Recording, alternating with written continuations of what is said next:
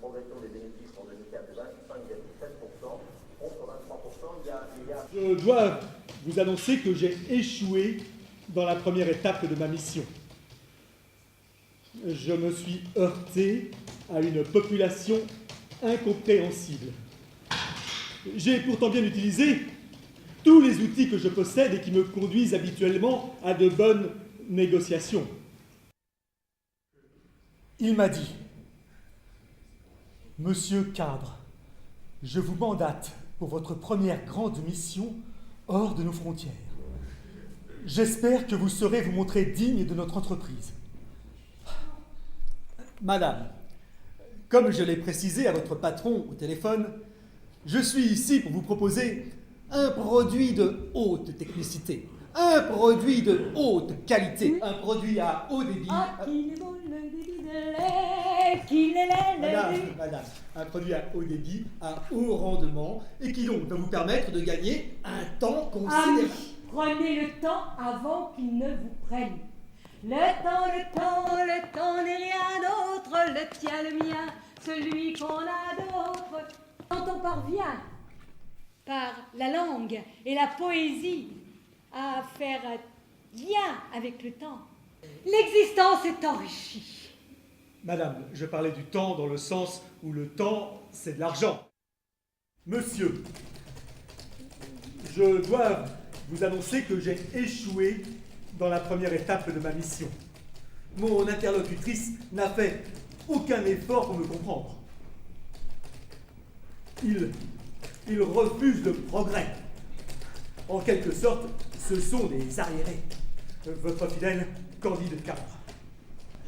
Allez, en route pour ma deuxième mission. Toa, zigzag-tia, toa, zigzag-tia. Salaire. Toa, Oui, monsieur, nous sommes bien d'accord. Le temps, c'est de l'argent. Bien entendu, nous vous consentons un paiement échelonné à un taux d'intérêt défiant toute concurrence. Maladie. Monsieur, maintenant que vous avez apposé votre signature au bas de ce document, je vous assure que votre commande est prioritaire. Je suis enchanté de vous compter parmi ma clientèle. Droit de l'homme. Monsieur, la deuxième étape de la mission a remporté un franc succès. Nous remportons là, monsieur, un marché important et je m'en réjouis pour l'entreprise.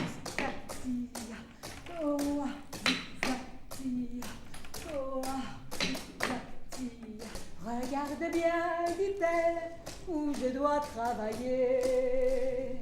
Du bruit plein les oreilles, toutes les portes fermées. Si je tombe malade, si je suis alitée, aucune aide ne viendra pour me faire manger. Pour pouvoir porter un jugement, il faudrait que je reste plus longtemps. Et si je me mets à examiner les conditions de travail de toutes les entreprises que je visite, je ne mènerai jamais à bien ma mission. Ce qui est tout de même l'essentiel. Journée bien remplie. Je file vite à l'aéroport. Un petit somme dans l'avion et changement de continent.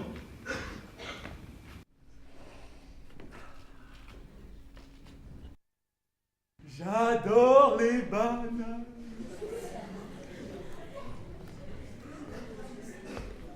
J'en mangerai des tonnes.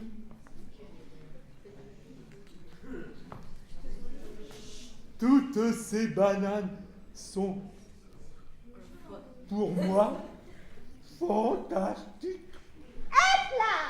Une petite minute. Pour le moment, ces bananes sont à moi. Et je les vends 5 € la banane. 5 € la banane? Monsieur vend des bananes, mais c'est du vol. Hé! Mais je dois payer mes employés, la location de mon magasin, le gaz, l'électricité et ma camionnette. Ça va, j'ai compris. Il me faut 1,50 € pour le transport. Et moi, il me faut 1,50 € pour acheter les bananes en gros et les revendre au détail. Oh là! Une minute, s'il vous plaît. Qui c'est qui fait pousser les bananes? C'est vous, monsieur, fait pousser les bananes. Donc toutes ces bananes vous appartiennent. Et d'abord, combien vous reste-t-il à vous pour toutes ces bananes? Moi, 10 centimes d'euros pour toutes ces bananes. Quel rêve étrange! Quel cauchemar! Même quand je dors, j'ai l'impression d'être au travail maintenant. Je rêve de commerce, de capitaine transport en bateau, de bananes. Les jolis chapeaux, hop là. Oh, oh, les beaux oliviers. Ah voilà. Ah.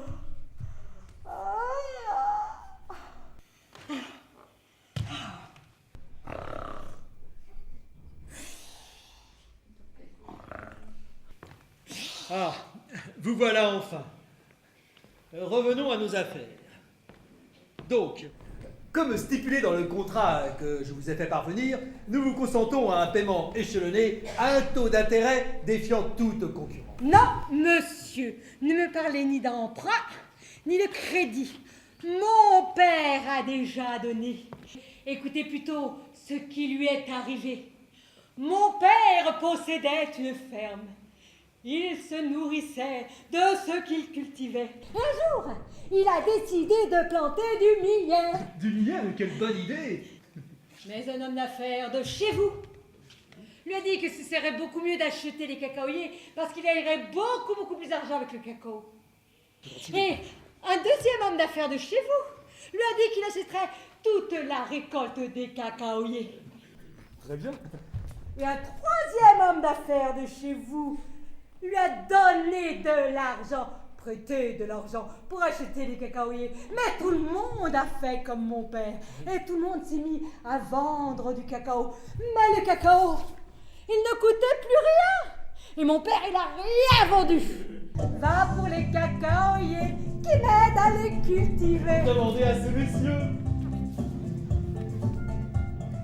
Pas moi, le premier cacaoyer va bien pousser. Je vous vends de quoi le fertiliser. Et pour vous prouver qu'il présente des qualités totalement innovantes. Qu'est-ce que je fais là? Moi, je suis pas là pour ça. Nous reprendrons nos négociations plus tard. Que pensez-vous de mes chapeaux? Ça alors? Quel commercial! Technique de vente peu orthodoxe, mais efficace. Allô, chérie? C'est Candide. Oui, ça va. Oh, tu sais, depuis que je suis parti, je vis des choses extraordinaires, incroyables. Voilà, monsieur. Juste quelques manipulations et je suis à vous. Bonjour, mademoiselle. Je suis Candide Cadre, je suis commercial. J'ai entendu parler de votre entreprise et je suis très intéressé et interrogatif. J'imagine que vous produisez un produit de haute qualité, de haute technicité.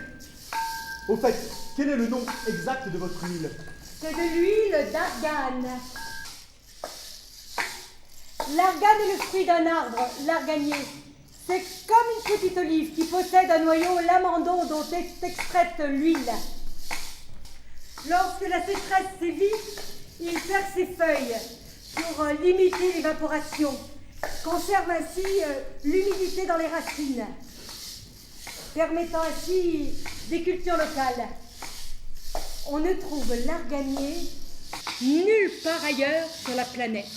Formidable, un produit unique et donc à haute valeur ajoutée. Cette pratique se modernise grâce à l'accès à l'éducation que nous commençons tout juste d'avoir.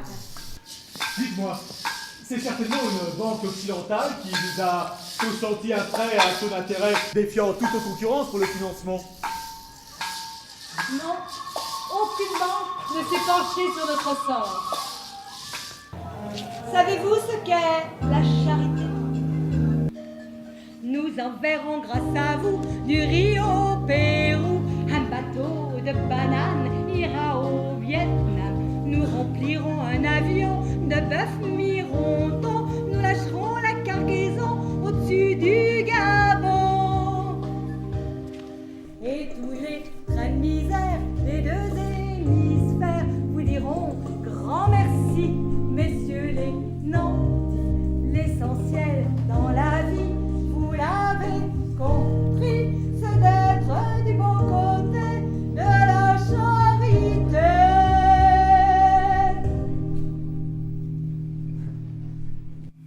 Mais alors comment agir sans faire de la charité?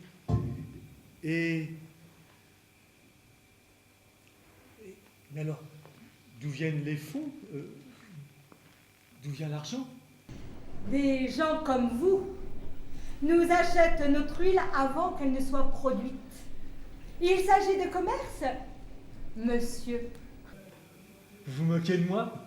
Je songeais à notre changement de vie depuis la coopérative. Quel changement? Plus de chefs, plus de cadences infernales. On disait autrefois dans certains pays que plus les enfants sont tristes, plus leurs larmes sont noires. En Amérique du Sud, dans certaines régions d'Afrique et ailleurs, beaucoup d'enfants n'ont pas le temps d'aller à l'école. Ils sont obligés de travailler, ils sont punis et battus, et ils ne reçoivent que peu, bien peu de nourriture. Ils sont très tristes et pleurent abondamment. Des hommes plus filous que d'autres ramassent leurs larmes, en emplissent des sacs de 250 grammes et inscrivent dessus 4 lettres. C, A, F et café. Non, je ne connaissais pas les larmes noires des enfants.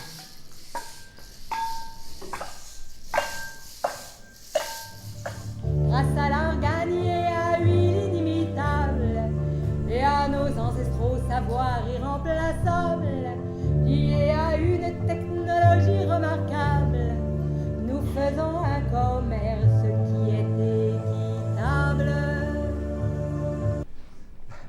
Bah merci, mademoiselle. Vous m'avez fait découvrir un monde, une autre façon de travailler. Écoutez, je souhaite un bel avenir à votre entreprise, à votre coopérative. Au revoir, mademoiselle. Merci encore. Attendez. Pour votre coup de main et pour le souvenir. Tu sais, c'est trop énorme. Maman m'a acheté les dernières baskets à la mode, celles dont on voit sans arrêt la pub à la télé. Oh, essayons de dormir. Demain, il fera jour. Aux dernières mesures de l'hymne brésilien, les deux enfants enjambèrent la grille et sautèrent sur la pelouse qu'ils foulèrent de leurs pieds nus. Oltenita se planta devant Zidane, Carmelo devant Ronaldo. Et ils leur dirent « Je travaille tous les jours pour presque rien à fabriquer les chaussures que vous portez aux pieds. Et moi, je n'en ai jamais porté. » Ronaldo et Zidane échangèrent un regard et regagnèrent leur équipe, mais les bleus, mais les vertes. Tout à coup, les 22 joueurs s'assirent sur la pelouse et enlevèrent leurs zadadis et leurs naquis. Ce fut la première finale de Coupe du Monde disputée pieds nus.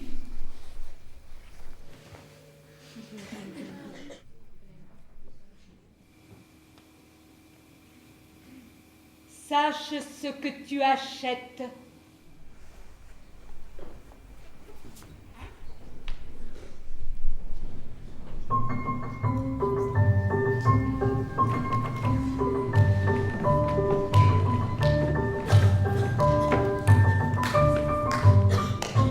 En fait, je reviens d'un voyage d'affaires à travers le monde.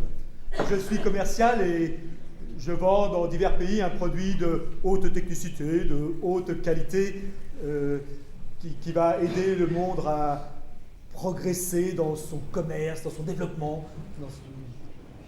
Enfin, je le croyais. Et vous ne le croyez plus?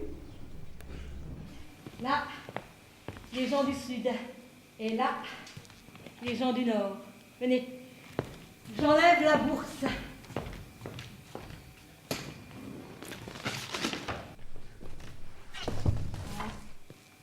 Il reste des hommes et des femmes ensemble.